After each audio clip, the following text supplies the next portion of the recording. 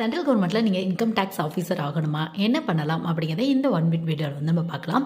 So நிறைய method இருக்குது. இது வந்து ஒன் ஆஃப் தி மெத்தட். உங்களுக்கு ஃபஸ்ட்டு வந்து நீங்கள் ஒரு டிகிரி வந்து கம்ப்ளீட் பண்ணிக்கணும். அந்த டிகிரி எந்த டிகிரியாக வேணாலும் இருக்கலாம். ஸோ இந்த டிகிரி தான் அப்படிங்கிறதுலாம் இல்லை. ஸோ ஒரு டிகிரி வந்து நீங்கள் கம்ப்ளீட் பண்ணியிருக்கணும். அதுக்கப்புறம் நீங்கள் என்ன பண்ணணும் அப்படின்னு பார்த்தோம் அப்படின்னா, எஸ்எஸ்சிலேருந்து நிறைய போஸ்டிங் வருது உங்களுக்கு.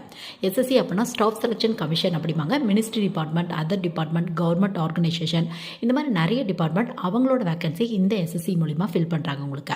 ஸோ இதில் சிஜிஎல் அப்படின்னா கம்பைன் கிராஜுவேட் லெவல் அப்படிம்பாங்க. டிகிரி ஹோல்டர்ஸ்க்கான ஒரு எக்ஸாம் உங்களுக்கு.